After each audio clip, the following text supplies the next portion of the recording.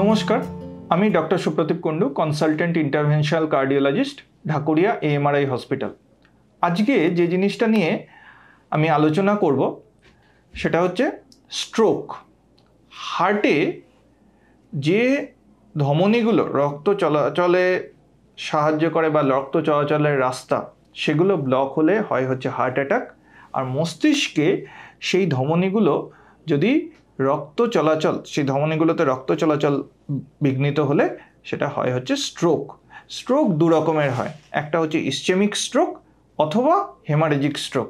Ischaemic stroke মানে মস্তিষ্কে যে ধমনীগুলো রক্ত নিয়ে যায় সেই ধমনীগুলোতে ব্লাড ক্লট হওয়া, এবং হেমারেজিক স্ট্রোক মানে হঠাৎ করে সেই ধমনীগুলোর মধ্যে রক্তচাপ বৃদ্ধি পাওয়ার জন্য হঠাৎ করে রক্তক্ষরণ হওয়া।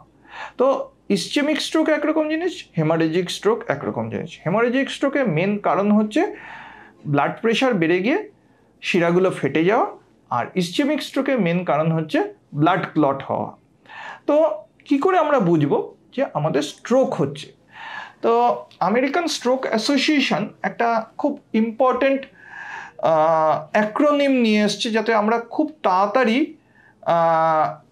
রেকগনাইজ করতে পারি আমাদের পেশেন্টদের জন্য। এটাকে বলা হয় হচ্ছে ফাস্ট হচ্ছে F for facial drooping, A for arm movement, S for speech difficulties and T for time to call for emergency.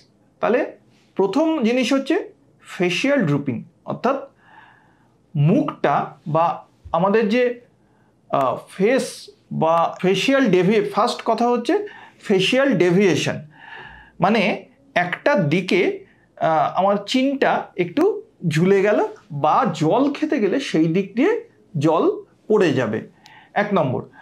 2 নম্বর কথা, আর্ম উইকনেস, অর্থাৎ ডান দিক বা বাঁ দিকে আপার হ্যান্ড বা লোয়ার হ্যান্ড মুভমেন্টে প্রবলেম হবে। 3 নম্বর হচ্ছে স্পিচ ডিফিকাল্টিস, মানে there is slurring of speech বা কথাগুলো জড়িয়ে যাবে।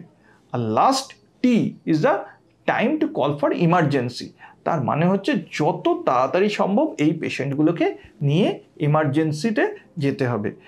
এছাড়াও এখন যে নতুন আরও এসছে তার মধ্যে একটা হচ্ছে বডি মুভমেন্ট পশ্চার বা স্টেবিলিটি, এটাকেও কিন্তু ইনক্লুড করেছে এই নতুন ডেফিনেশনের মধ্যে। এবং আমরা যত তাড়াতাড়ি সম্ভব স্ট্রোক পেশেন্টকে আইডেন্টিফাই করতে পারবো তত তাড়াতাড়ি এমার্জেন্সিতে নিয়ে যেতে পারবো।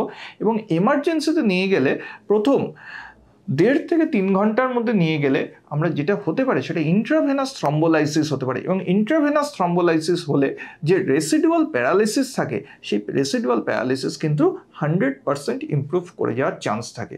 এবং তারপরেও যদি সেটা ইমপ্রুভ না করে তাহলে কিন্তু মেকানিক্যাল থ্রম্বেক্টমি অপশান থাকে।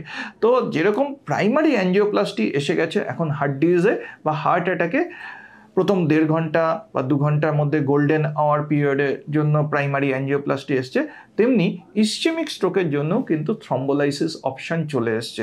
So it is similar to primary angioplasty in heart disease. এখন এতদিনে হয়তো প্রাইমারি অ্যাঞ্জিওপ্লাস্টি গোল্ডেন আওয়ার টার্মটা খুব ভালোভাবে চলে এসছে হার্ট অ্যাটাকের ক্ষেত্রে, কিন্তু ইসচেমিক স্ট্রোকের ক্ষেত্রে এখনও জিনিসটা কনসেপ্টটা এখনও লোকের মধ্যে অতটা আসেনি।